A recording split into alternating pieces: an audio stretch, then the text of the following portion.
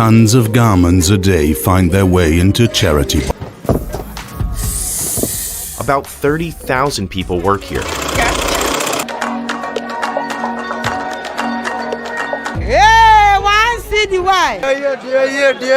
የአፍሪካ ጉዳይ አልቅም ምዕራባውያንና አሜሪካ የአፍሪካ ሀገራትን አስገድደው ሰልባጅ ወይም ልባሽ ጨርቅ እንደሚሸጡላቸው ምን ያህሎቻችን እናውቅ ይሆን? ሰልባጅሽን አንገዛም በማለታቸው ብቻ ከአሜሪካ የማዕቀብ ዛቻ ደርሶባቸው ተገደው ልባሽ ጨርቅ ስለሚገዙት የአፍሪካ ሀገራትና ኢኮኖሚያችንን ይጎዳል፣ የሕዝባችንንም ክብር አይመጥንም፣ ሰልባጅ አንገዛም ያሉ የአፍሪካ ሀገራት ከአሜሪካ ስለመጣባቸው የማይወጡት ጣጣና የጉደኛ ጨርቅ በኬንያ ብቻ 480,000 ሰራተኞችን ከስራ ውጭ አድርጓል። በበርካታ የአፍሪካ ሀገራት የልብስ ፋብሪካዎችን ያዘጋ የኢኮኖሚ ጠንቅ የሆነ መዘዘኛ ጨርቅ ስለመሆኑ ልንነግራችሁ ወደናል። አፍሪካ ውስጥ ሰልባጅ ራሱን የቻለ ፖለቲካ ነው። ሰልባጅን በተመለከተ የኢትዮጵያን አቋም አካተን የጉዳዩን ጥልቀት በማሳያችን እናሳያችኋለን። አብራችሁን ቆዩ።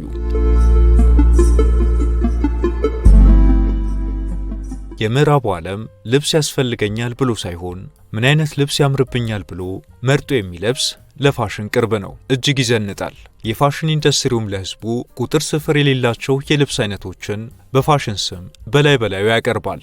አንድ አውሮፓዊም ሆነ አሜሪካዊ የዛሬ ወር የገዛውን ልብስ የፋሽን ኢንዱስትሪው በፍጥነት ከጊዜው ያስወጣበታል።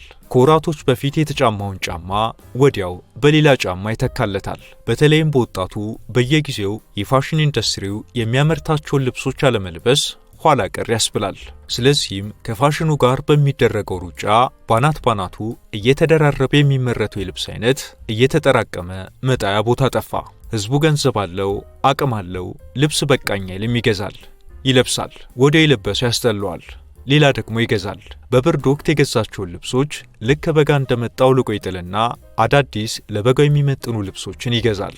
ይህ አሜሪካዊና አውሮፓዊ ሲገዛ ደግሞ ጥራታቸውን የጠበቁ ዋጋቸው ወደድ ያለና ብራንድ የሚባሉትን አይነት ልብሶች ነው። ታዲያ እነዚህ ሌላ ፋሽን በመጣ ቁጥር በህዝቡ የሚጣሉት አልባሳት ማስቀመጫው እየጠፋ እንደ ሀገር ከቁጥጥር ውጭ ሊሆኑ ደረሱ።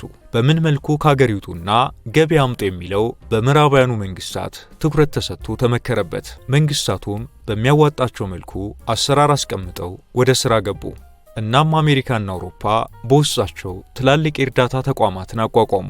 እነዚህ ተቋማትም ከዛም ህዝባቸውን አፍሪካ የምትባል አህጉር አለች፣ ህዝቦቿ የታረዙና የተራቡ ናቸው፣ አህጉሪቷን የሞላት ያልሰለጠነ ህዝብ ነው፣ እናንተ እዚህ እንደ ልብ እየገዛችሁ የምትለብሷቸውን ልብሶች አይደለም የመግዛት የማየት ዕድል እንኳን የለውም፣ ህዝባቸው ምስኪን ነው፣ ድሃ ነው፣ ልባሾቻችሁን የምታደርጉበት ከምታጡና ከምትጥሉ ለእኛ ለግሱና እኛ ደግሞ ላልናቸው አፍሪካውያን ህዝቦች በነፃ እንሰጥላችኋለን ሲሉ እነዚህ ተቋማት ከፍተኛ የማግባባት ሥራ በህዝባቸው ላይ ሰሩ።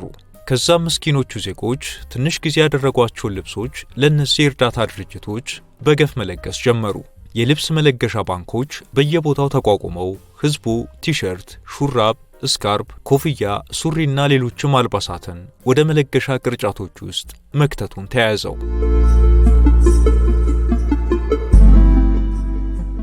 ልብሶቹን እንዲሰበስቡ የተቋቋሙ ድርጅቶች እውነታ ግን ሌላ ነበር። ከነጮቹ በልገሳ መልክ የተሰበሰቡት ሰልባጅ ልብሶች እውነትም የእርዳታ ተቋማቱ እንደሚሉት በነፃ ለደሃ ሀገራት የሚሰጡ ሳይሆኑ ታጥበው ተጠግነውና ቀለም ተነክረው እዛ አውሮፓና አሜሪካ ለሚገኙ የንግድ ተቋማት ይሸጣሉ።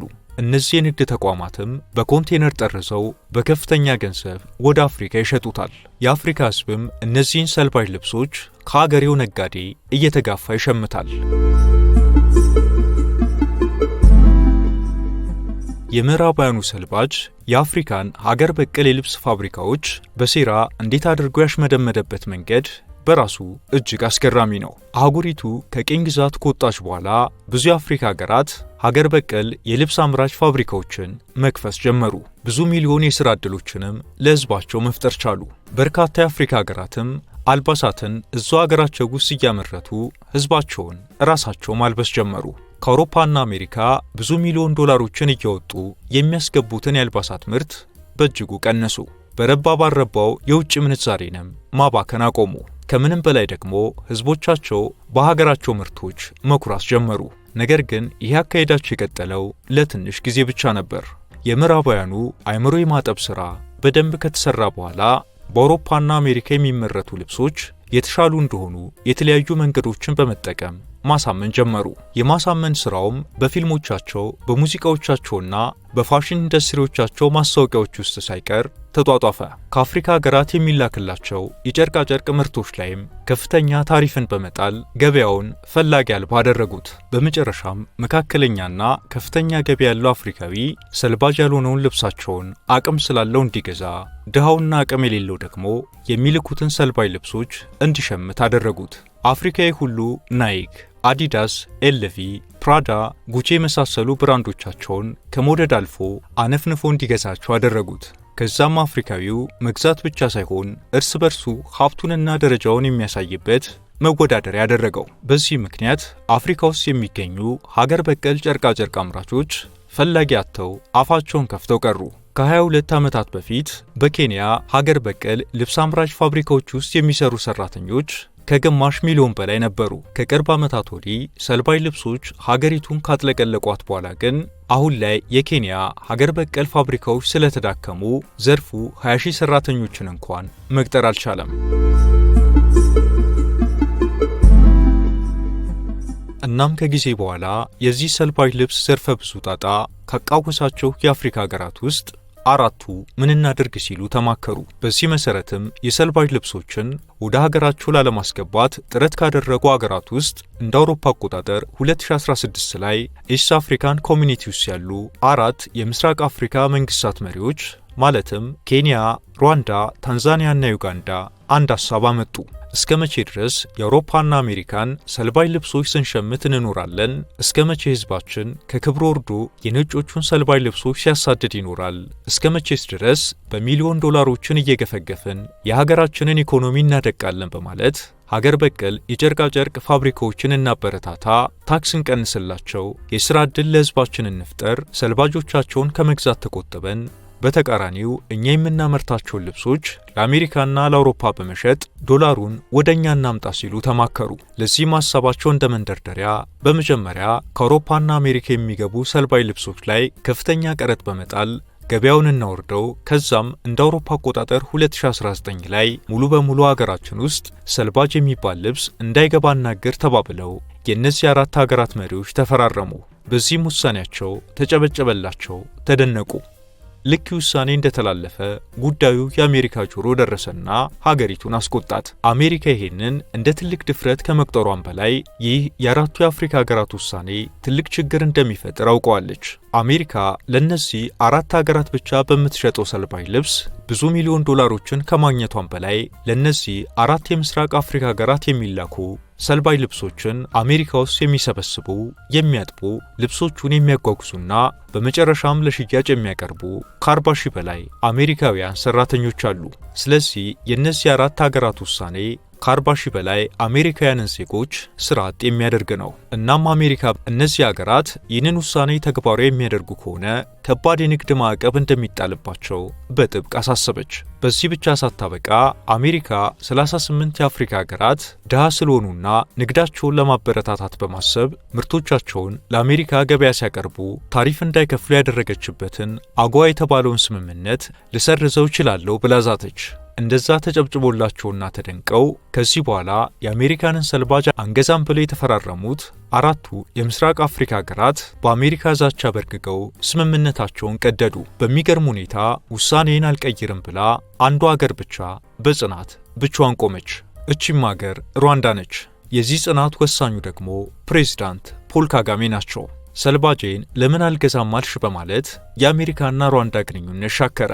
አሜሪካ የተለያዩ ሰበቦችን በመጠቀም ሩዋንዳ ላይ ማዕቀቦችን ጣለችባት። ካቋማቸው ፍንክች ያላሉት ፖል ካጋሜ ግን ሜዲን ሩዋንዳ በሚለው መራቸው ጨርቃጨርቅ ፋብሪካዎች እንዲበረታቱ ማድረጉን ቀጠሉበት። ሰልባጅ ልብስ ከሚያደርስብን የኢኮኖሚ ጉዳት በላይ የሕዝባችን ክብር ላይ የጋረጠው አደጋ ይበልጣል በሚል አስተሳሰባቸውም ጸኑ።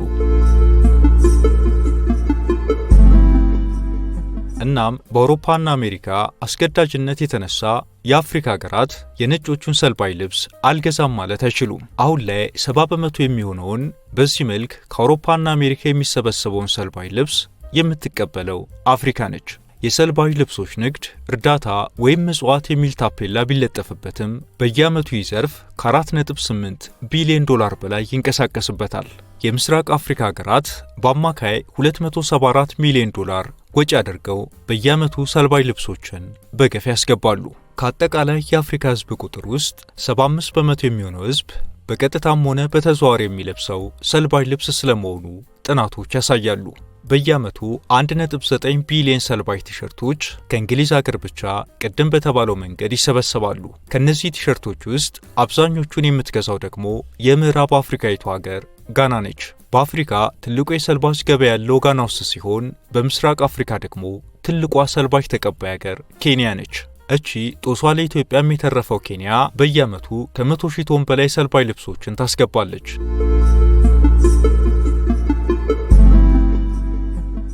ይሄ በመሆኑ አፍሪካ በብዙ ዘርፍ እጅጉን ተጎድታለች።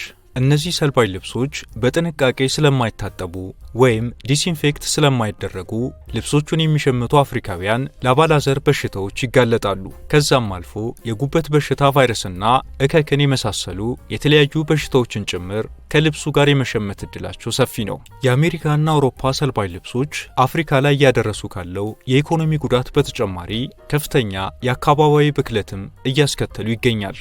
ከምዕራቡ ዓለም በየሳምንቱ በሚሊዮን ቶኖች የሚመዘኑ ሰልባጅ ልብሶች አፍሪካ ውስጥ ይራገፋሉ።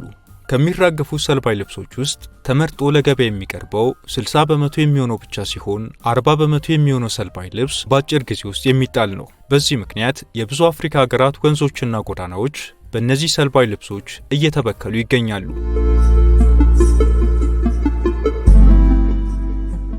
ኢትዮጵያ ሰልባጅ ልብሶች እንዳይገቡ በሕግ ካገደች ብትቆይም በተግባር ግን ልብሶቹ በጎረቤቶቿ በኩል በየድንበሩ መግቢያ አላጡም። በየጎዳናዎች ላይ ለጉር ተከምረው ይሸጣሉ። በአንዳንድ የኢትዮጵያ ከተሞች ራሳቸውን የቻሉ ግዙፍ የሰልባጅ ልብሶች ገበያ ተተክለዋል። በዚህ ሥራ በርካቶች ቤተሰባቸውን ይመራሉ። በርካቶቻችንም ልብሶቹን በመሸመት ኑሯችንን አቅልለናል። አርቆ ከታሰበ ግን ልክ እንደ ሌሎቹ የአፍሪካ ሀገራት ሰልባጅ ልብሶች በጤናም በአካባቢ ብክለትም ከሚያደርሱት ጉዳት ባለፈ የሀገር ውስጥ ልብስ የማምረት አቅምን እስከ ወዲያኛው የሚቀብሩ ናቸው። አብራችሁን ስለቆያችሁ እናመሰግናለን። ላይክ እና ሳብስክራይብ በማድረግ እንዲሁም የተሰማችሁን ኮሜንት ላይ በማስፈር አጋርነታችሁን እየጠየቅን በዚህ ጉዳይ ላይ ቢሰራ የምትሉት ቢኖር ሁሌም ዝግጁ ነን። የዛሬውን አበቃን። በያላችሁበት ሰላም።